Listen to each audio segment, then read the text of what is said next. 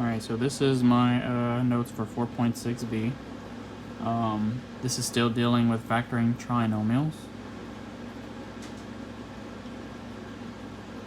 Okay, so a lot of the same methods we did on 4.6a are going to be used in this.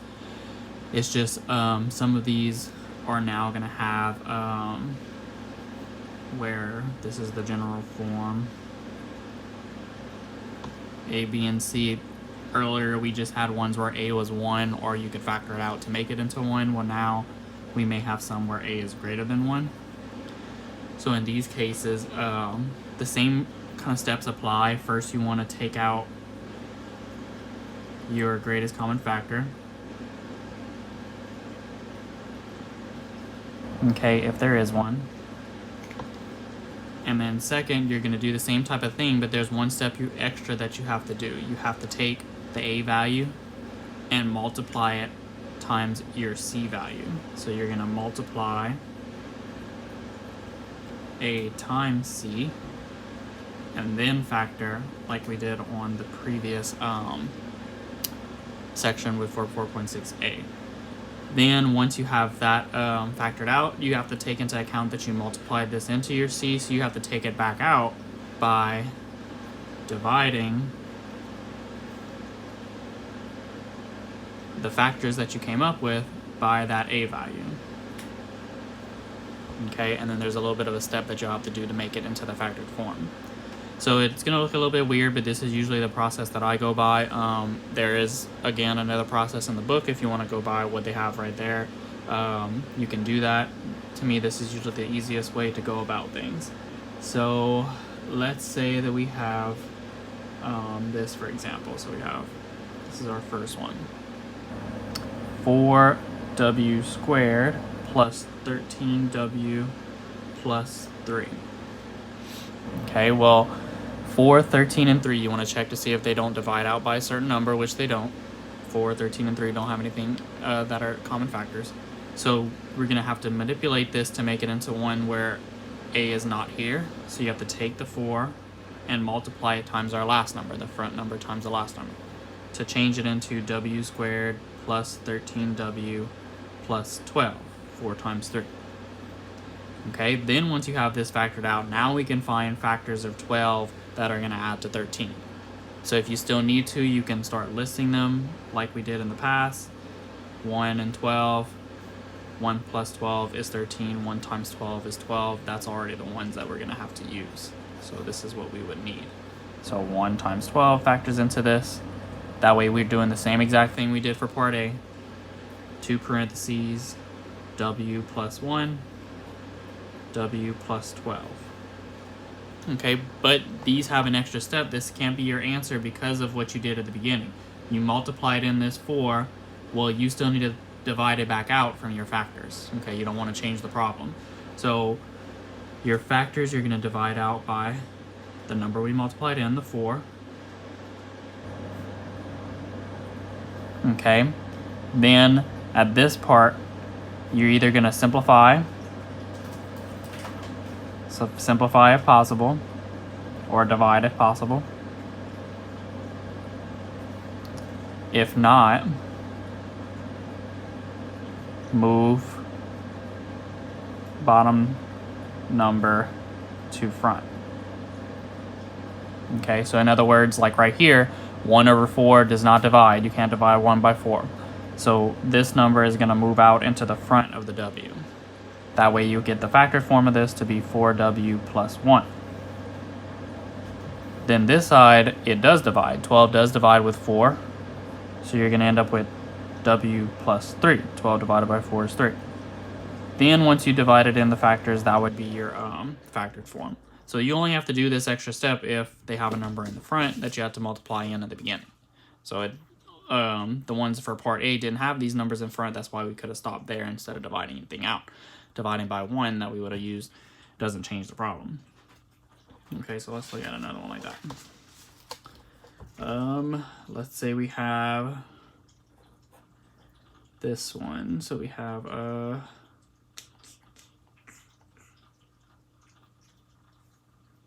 8r squared plus 15r minus 2.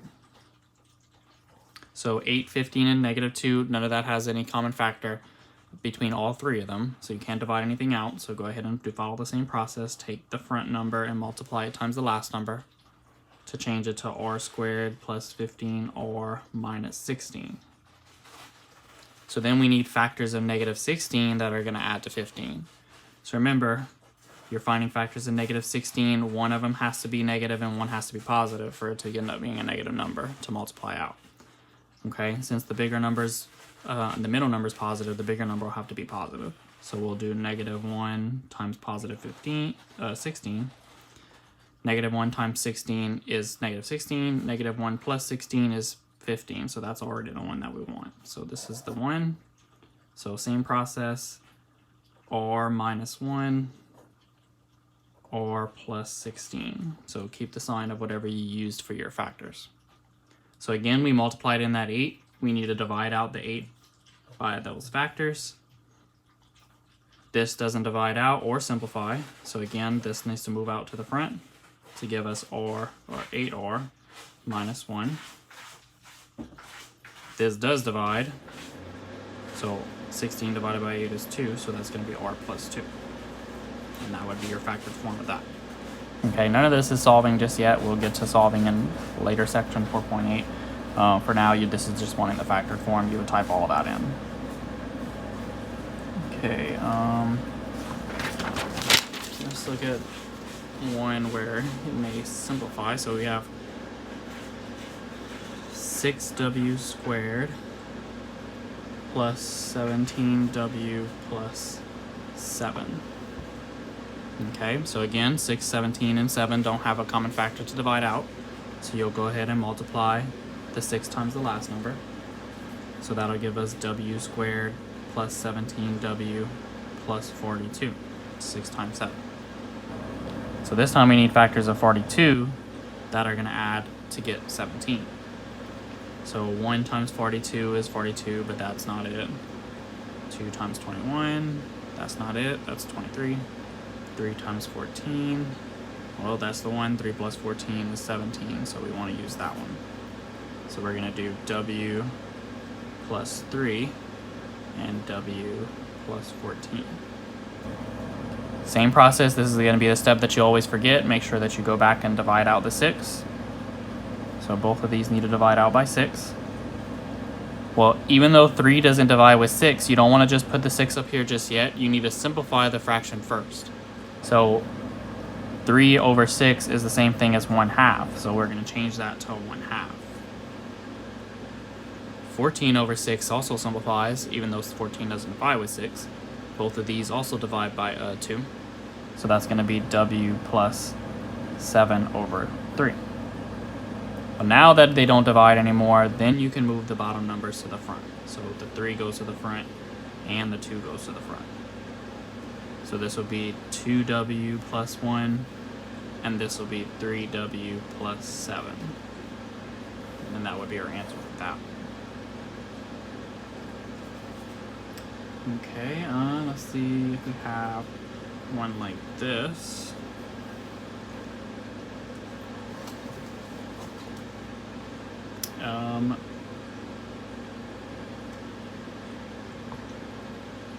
Three b cubed minus 2b squared minus b. So this is a greatest common factor case now. There's nothing in common between 3, 2, and 1, but they all have b's in common. So you have to divide out the b that each of them share. So we want to do that from what we did for the first section of this. Divide out the common factor of b, and then write that out in the front. So b times b squared, 3b squared, minus 2b minus 1. So that's what you get after you divide this out. 3 up here, 1 down here, there's 2 left. 2 up here, 1 down here, 1 left, and then just a negative 1 left right here because the b's canceled out. Okay, then you'll follow the same process. This b will just come down in front all the way down. You'll just keep it out in the front. So the 3 can multiply out times the 1, giving us b squared minus 2b minus 3. And then we'll find factors of negative 3 that are going to add up to negative 2. So in this case, that's going to be, we want it to be a -3 and a +1. That's going to equal out to a -2.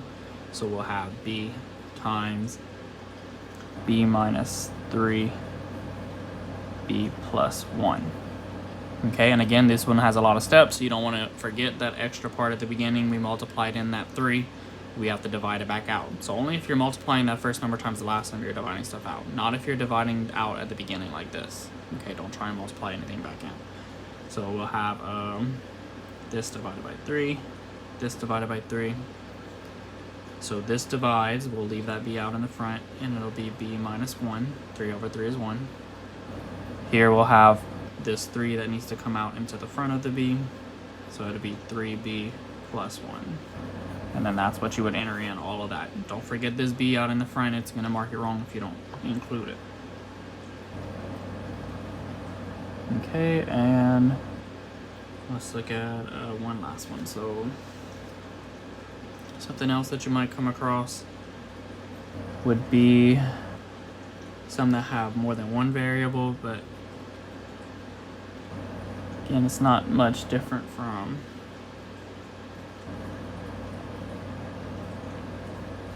the other ones.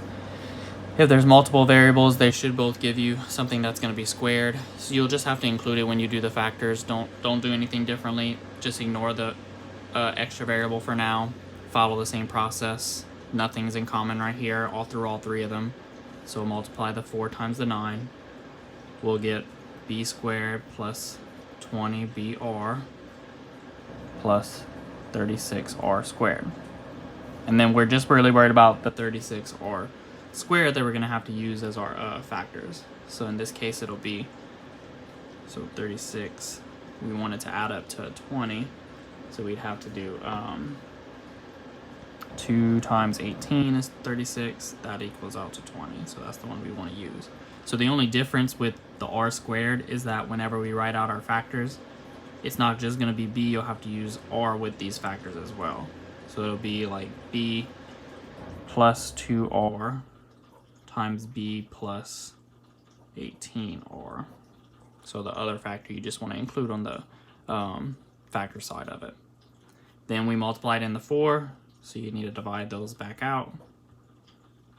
This would end up being 1/2, so b plus 1/2, or this would end up being 9 over 2, so b plus 9 over 2r. And then bring your bottom numbers back to the front.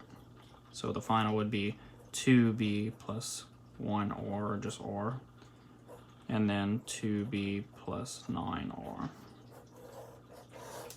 Okay, and then that would be our problems for that set. Now don't forget that there are some that may not be factorable at all, so you can click on that button that says not factorable in cases where they don't have factors that factor out for what we would need. Okay.